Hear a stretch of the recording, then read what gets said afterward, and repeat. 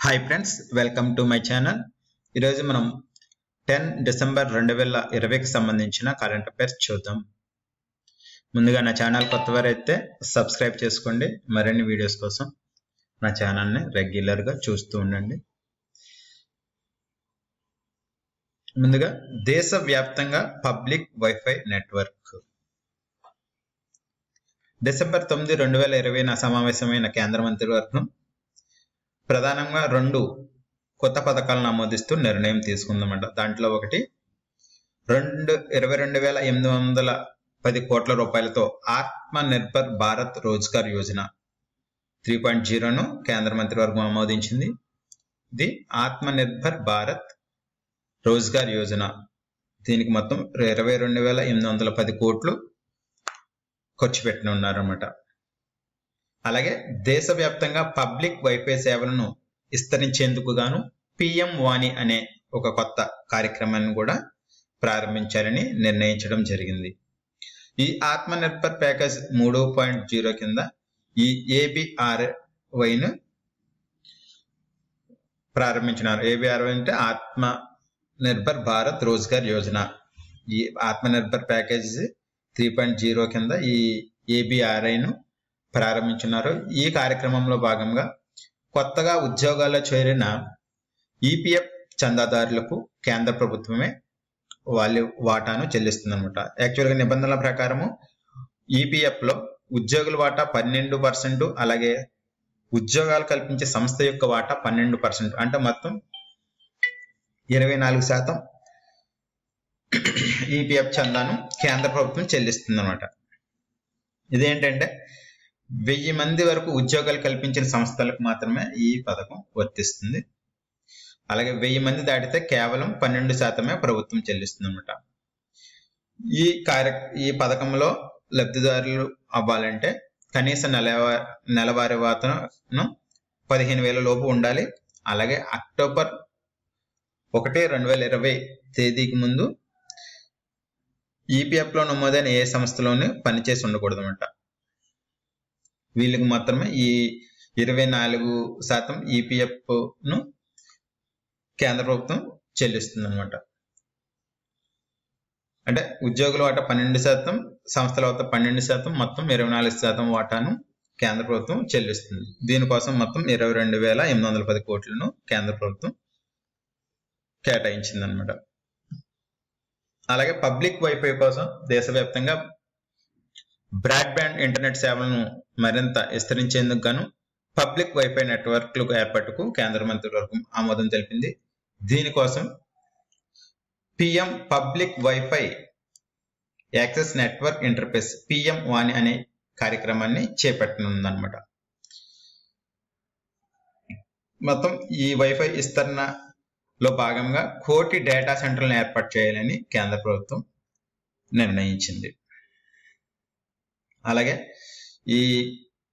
ఈ మంత్రిమండలి నిర్ణయాల్లో మరొక ముఖ్యమైనది ఏంటంటే భారత్, సూరినామ్ దేశాల మధ్య జరిగిన ఔషధ ఆరోగ్య రంగాల్లో జరిగిన ఒక ద్వైపాక్షిక ఒప్పందానికి కేంద్ర మంత్రివర్గం ఆమోదం తెలిపింది. అలాగే లక్షద్వీప్నకు హై స్పీడ్ బ్రాడ్బ్యాండ్ ఇంటర్నెట్ అనుసంధానత కల్పించేందుకు గాను భూగర్భ ఆప్టికల్ ఫైబర్ కేబుల్ వేయడానికి కూడా కేంద్ర మంత్రివర్గం ఆమోదించింది. నెక్స్ట్, మహిళలు, పిల్లలపై దారుణాలకు పాల్పడే వారికి మరణశిక్ష విధించేందుకు గాను ఒక బిల్లును ప్రతిపాదించింది మహారాష్ట్ర మంత్రివర్గం. మహారాష్ట్ర మంత్రివర్గము మహిళలు, పిల్లలపై దారుణాలకు ఒడిగట్టే వారికి కఠిన శిక్షలు విధించేలా ఒక ముసాయిదా బిల్లును రూపొందించిందన్నమాట. దీనికి శక్తి చట్టం పేరిట ఈ బిల్లును రూపొందించింది.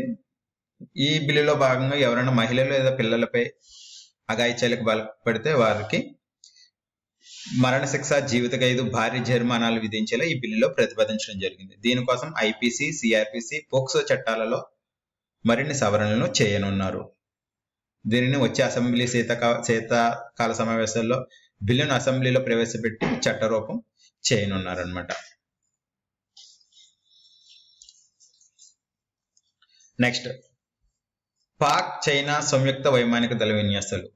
పాక్ మరియు చైనాలు యుద్ధ శిక్షణకు సంబంధించి డిసెంబర్ 9, 2020న పాక్లోని సింధ్ ప్రావిన్స్ లో ఉన్న వైమానిక స్థావరంలో సహీన్ పేరుతో ఒక కార్యక్రమాన్ని ప్రారంభించడం జరిగింది. దీంట్లో చైనాకి చెందిన యుద్ధ విమానాలు, అలాగే ఎయిర్ డిఫెన్స్ కంట్రోలర్లు, క్షేత్రస్థాయి సిబ్బంది దీంట్లో పాల్గొన్నారు. దీంట్లో పాకిస్తాన్ మరియు చైనాకు చెందిన సంబంధిత అధికారులు కూడా పాల్గొనడం జరిగింది. ఈ పాక్ చైనా సంయుక్త వైమానిక దళ విన్యాసాల పేరు ఏంటంటే సహీన్. ఇవి ఎక్కడ జరిగినాయి? పాక్ లోని సింధ్ ప్రావిన్స్ లో జరిగినాయి.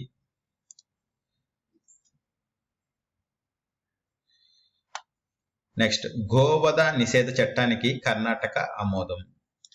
గోవధ నిషేధ చట్టాన్ని కర్ణాటక విధానసభ డిసెంబర్ 9, 2020 ఆమోదించింది.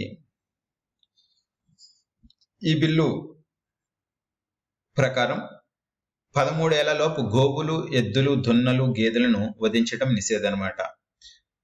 18 ఏళ్లు దాటిన ఎద్దులను పరిశోధన కోసం అనారోగ్యం పాలైందని పశు వైద్యులు అనుమతిస్తే వాటిని వధించడానికి వీలుంటుంది. మిగతా ఏ రకంగా ఈ గోవుల్ని కానీ, ఎద్దులను కానీ, దున్నలను కానీ వధిస్తే మాత్రం నిషేధం అన్నమాట.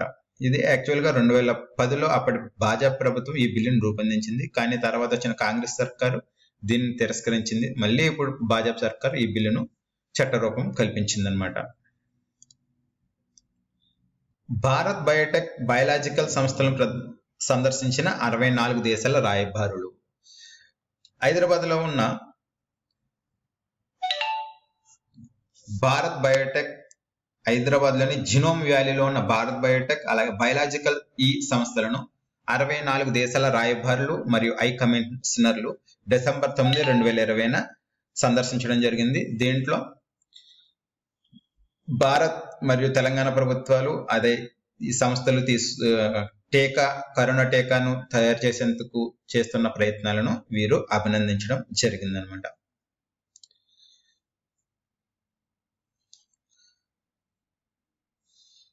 పార్లమెంట్ భవనానికి శంకుస్థాపన నేడే. భాజపా ప్రభుత్వం ప్రతిష్టాత్మకంగా నిర్మించిన కొత్త పార్లమెంట్ భవనానికి డిసెంబర్ 10, 2020 ప్రధాని నరేంద్ర మోడీ శంకుస్థాపన చేయనున్నారు. దీనికి సెంట్రల్ విస్టా అనే పేరుతో దీన్ని నిర్మించనున్నారు.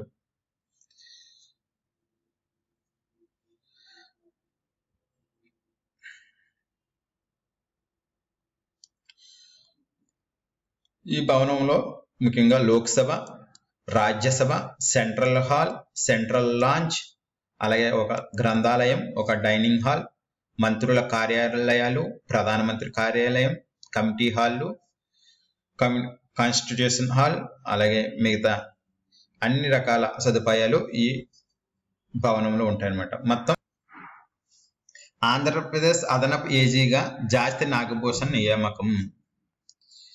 ఆంధ్రప్రదేశ్ అదనపు అడ్వకేట్ జనరల్ గా జాస్తి నాగభూషణ్ నియమితులయ్యారు.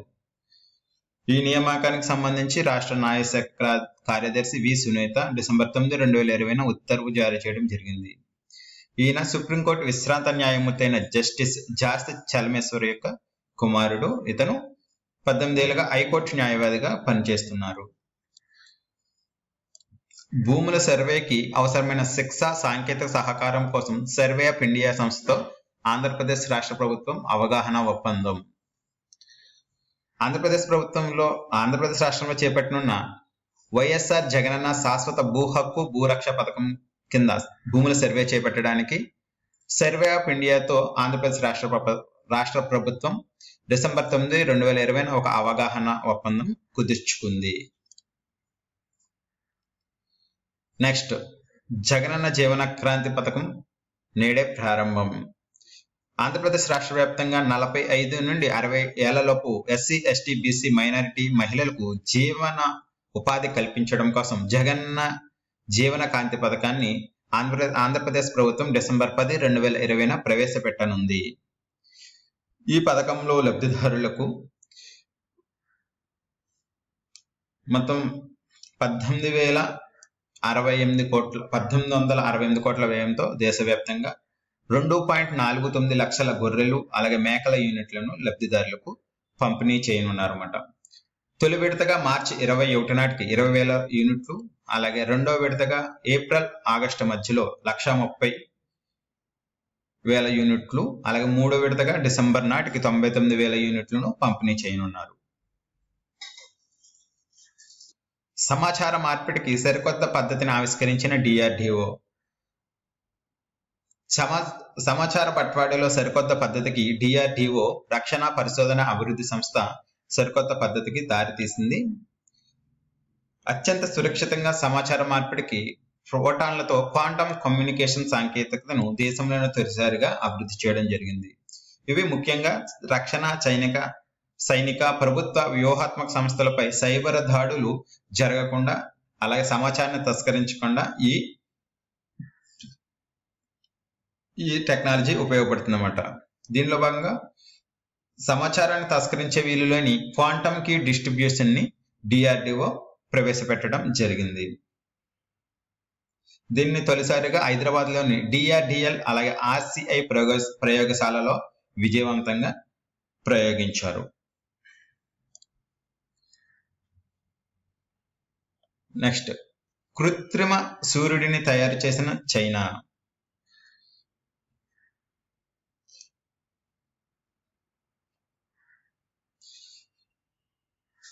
సృష్టికి ప్రతి సృష్టి అన్నట్టుగా చైనా దేశం తాజాగా కృత్రిమ సూర్యుడిని తయారు చేసింది. తన సాంకేతికతతో ఆర్టిఫిషియల్ సన్ తయారు చేసి ప్రపంచ దృష్టిని ఆకర్షించింది. దీనికి ఈ సూర్యుడికి గల పేరు HL-2M టోకామాక్ రియాక్టర్. HL-2M టోకామాక్ రియాక్టర్ అనే పేరుతో ఈ కృత్రిమ సూర్యుడిని చైనా తయారు చేయడం జరిగింది.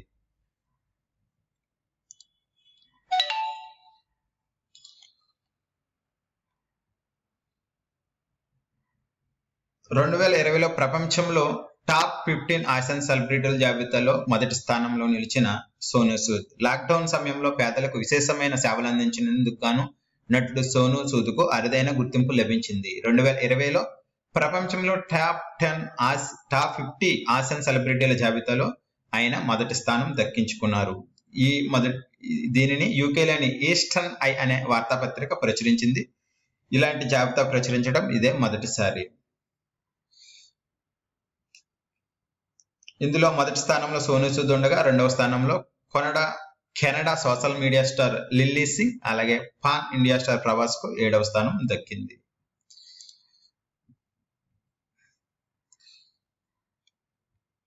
నెక్స్ట్, ఆటకు రిటైర్మెంట్ ప్రకటించిన పార్థివ్ పటేల్.